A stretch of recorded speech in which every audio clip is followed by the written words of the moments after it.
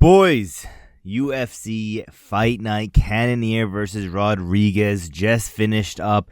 And I'm not going to lie, I was so hyped for the first few fights on this card because your boy was getting every single prediction right.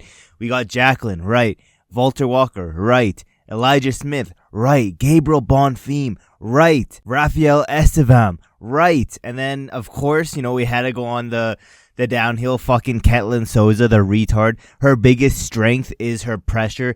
Doesn't use that one bit in the fight. Connor Matthews gets knocked out in the first minute. Rodolfo Vieira. I mean, that's an okay L to take. It's okay. I'm okay with that one. Ismael Bonfim gets either just quit or the doctor's a retard. And then after that, we went on a little bit of a hot streak. Edmen Shahbazyan, Youssef Zalal, and then the main event, Jared Cannonier, 41 years old, somehow pulls it back. But we did okay on predictions, 7-5. And I'm getting so sick of it because your boy's trying to take that throne of the best predictor on YouTube, and 7-5 isn't gonna cut it. With that being said, we have every single winner on this card, a few losers, especially in that main event and co-main event. We also got those prelims, but we're going to run through those ones real quick. We'll do that at the end of the video because I know a lot of you guys don't really care that much. The main event, Jared Cannonier got it done. One of the best comebacks of the year after getting dropped twice in the first round. I guess, I don't know what it is. People, even myself, say his chin is getting questionable. Yeah, it is, but at the same time, this dude hasn't been put out cold in his past few fights. He's been wobbled here and there, but not put out cold. I don't know. It's hard to match up Jared Cannonier unless you want to give him another guy outside the rankings. What I think we should do, put this on the main event of a prelim card of a pay-per-view. If you want to get some mic time for his opponent, maybe put him on the first fight of the main card. I think what we do, we build these dudes back up because both these dudes haven't fought the champion. So there is still, title run implications on the line technically, unless you just want to start feeding Jared Cannonier to up and coming guys. I think we give both these dudes one more chance. Loser from this fight from now on moving forward is nothing but a fighter to build up other fighters. The winner of this can keep going for title contention. We got Jared Cannonier, Paulo Costa. It's tricky because, like I said, both these dudes, I don't know what you realistically do with them. I think this makes the most sense. Also, these dudes haven't fought each other. I think it's a good next step up, unless you just want to do the Gregory Rodrigues and keep giving Jared Cannonier unranked fighters, and Paulo Costa, I guess. But both these dudes should be ready to go fairly soon here. I know Jared Cannonier did get wobbled twice, but I don't think he's going to need a shit ton of time off, Put him on UFC 315, something around there. Put these guys on 315, wouldn't be mad about that. Gregory Rodrigues, what do we do with Gregory Rodrigues? Prior to this dude was on a pretty good win streak. I think we give someone else who's on a pretty decent win streak. Winner of this fight could get a guy either outside the top 15 or just in the top 15, especially if his opponent wins. I think we do Gregory Rodrigues, Abus Magomedov. I think this would be a fun fight. This could even headline a non-pay-per-view main card, It could either be the co-main or the main. I think it could headline it itself. This is a banger of a matchup. I'm not going to lie. Every fight on this main card, I matched them up with nothing but bangers. Let's go down. Co-main event, Youssef Zalal got it done. Honestly, it was a very fun fight up until the last round where he was just running away the whole time. But it is what it is. He got 29-28 decision win. I think we do what he said. Brian Ortega, give him Brian Ortega next. T-City hasn't won in a long ass time. Last time he won was against Rodrigues. So I guess it wasn't too long ago. But yeah, he's coming off some losses here and there. I don't think he should move to 155. I originally thought that, but I would only want Brian Ortega to move up to 155 if he took that shit seriously, because this dude is coming into 145 with a dad bod. So unless he can dial in, get some muscle built on, maybe move up to 155. Until then, I think this is fine. I think we do Youssef Zalal, Brian Ortega. Both these guys should be relatively close in the rankings. Youssef Zalal coming off a win. He should, get a higher up opponent because he is on a win streak. Brian Ortega should be fighting lower in the rankings. Let's keep moving on. Calvin Kattar versus, this is going to be a banger. Mark my words, if they do this, banger. Calvin Kattar, Edson Barboza, Battle of the Unks. Loser gets their ass cut to the GFL.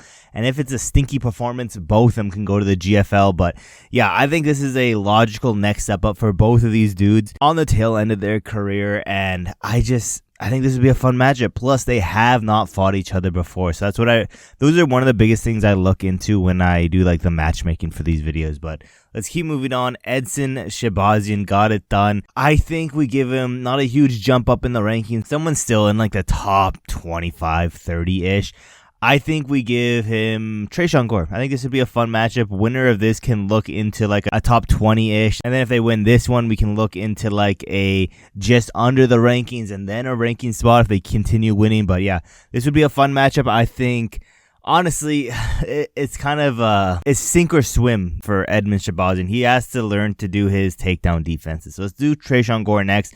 I think this would be a fun matchup. I could also see, Edmen Shahbazyan knocking out Tresean Gore in the first round too, to be honest. But he also has that dad strength, so that could even help him up even more with those takedown defenses and, sprawling all that shit. Moving down though, Nazim got it done over, again, either the Bashrab bro, either he quit on himself or that doctor is just a retard, but he got it done. I think we give him, he just beat a prospect in Ismael Bonfim.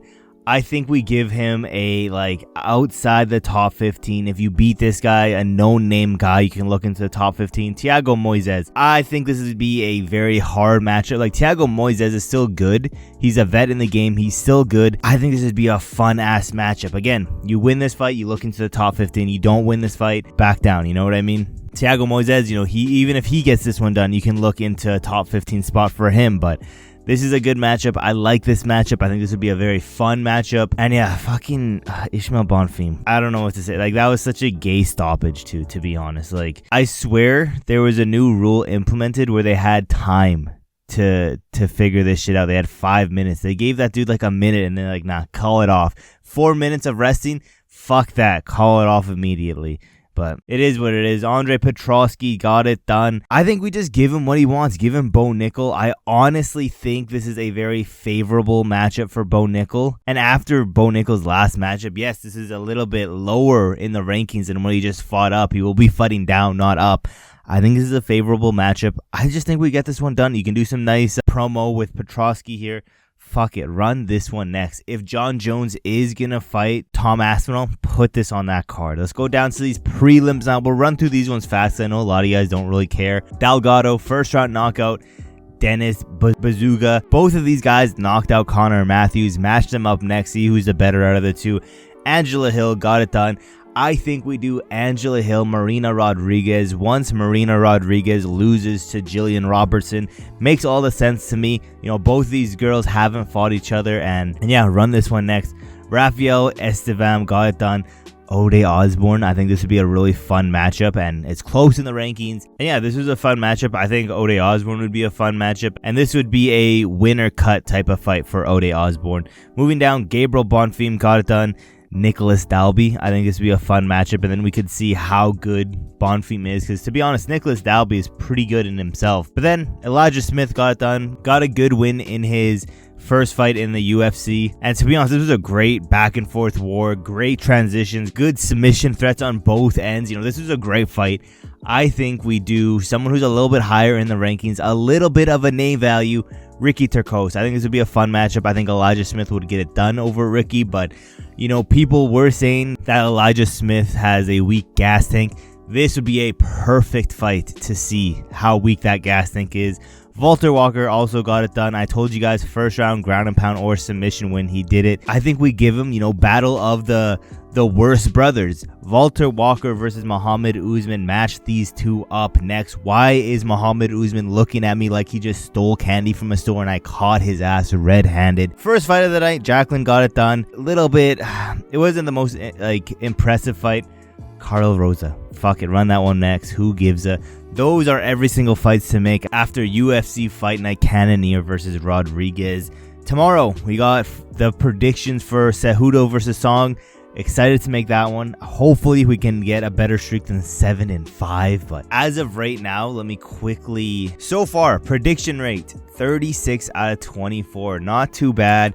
But honestly, we need to step that shit up, in my opinion. But with that being said, thank you guys for watching to the end of the video. And there's really not that much else left to say, except for I will see you guys in my next video.